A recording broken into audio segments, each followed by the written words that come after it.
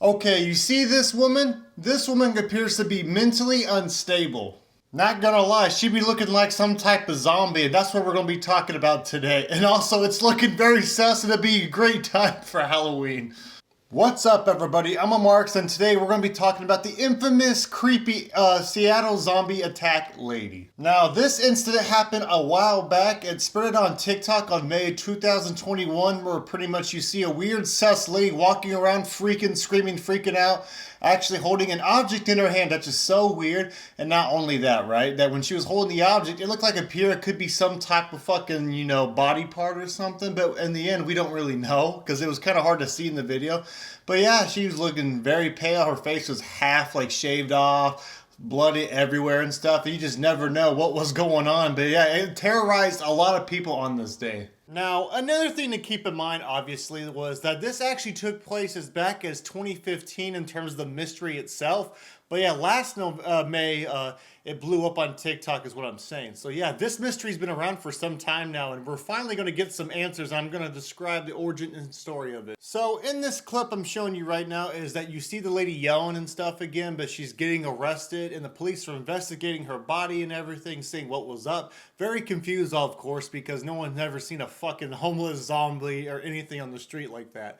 And yeah, when they were investigating her, she was freaking out, screaming, "No, don't touch me." And she was screaming about her kid and stuff in the audio. It was just very concerning and very shocking stuff that you just wondered, be like, yo, what the hell is going on?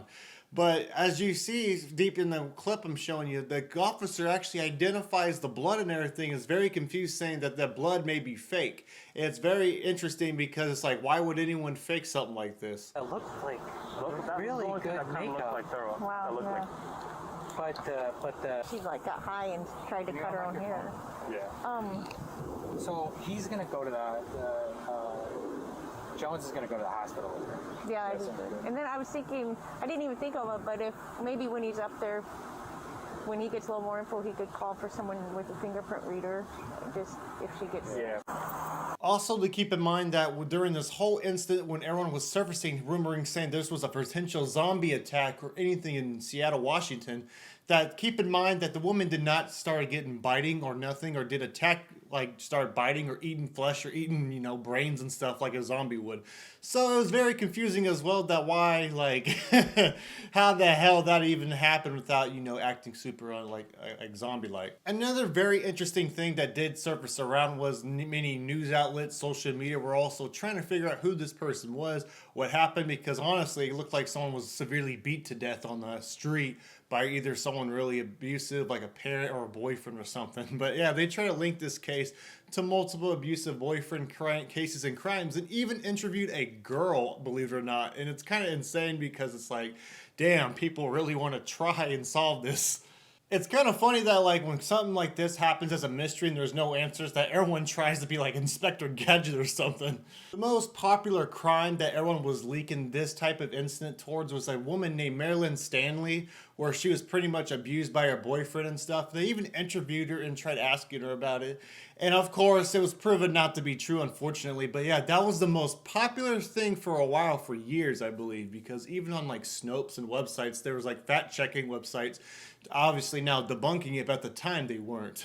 Now that we kind of described a whole little background, unique thing about the whole crime and incident that happened, right, was who is this person now, and who really is behind all this shit, and who is the most traumatized zombie-like thing? So this woman was found through Watch and Beat research years later and everything, through Instagram, Google, just news outlets, but mainly social media.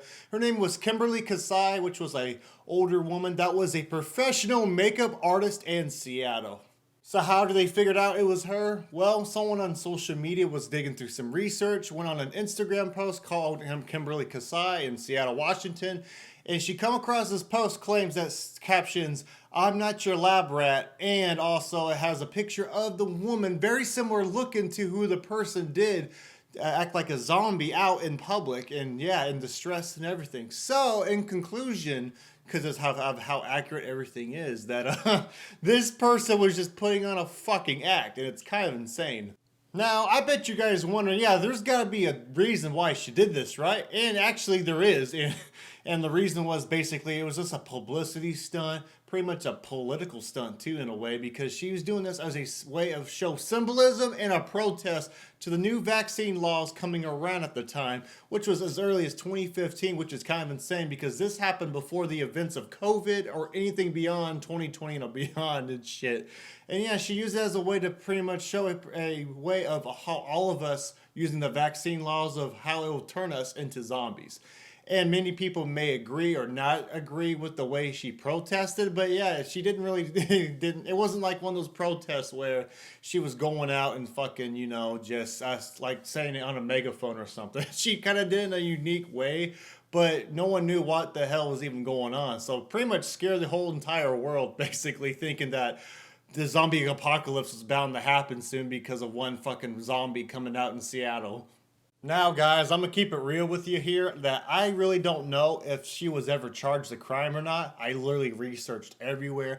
I used the good old Wikipedia, Google, and all that shit, and I couldn't find it. But yeah, there was no information if she was ever charged for, like, I don't know, endangering the public and I don't know, but who knows? But it is very interesting that she even did something like this and even like stood her point of views politically, I guess. And yeah. Okay, everybody, thank you guys for watching today's video. What did you guys think about this type of topic, and does it interest you in some way? And did you agree with anything that this woman ever protested on in the Seattle zombie attack, quote unquote? I thought this would be a fun topic to talk about because of Halloween and everything, and I've seen maybe one or two big creators make a video about it, but you know what? I wanted my own twist and shit, so I thought why not wing it and give it a try, because it interests me a lot too. Now, if you liked today's video, make sure to leave a like. If you really didn't like it, I guess leave a dislike, because I've had some people trying to raid and like leak my information and address. Like, come on, trolls, you gotta be better than that. But yeah, of course I report the accounts and shit, but it's just kind of funny at this point because it's just like, man, they're just trying so hard to cancel me or whatever. But yeah, I hope you guys enjoyed.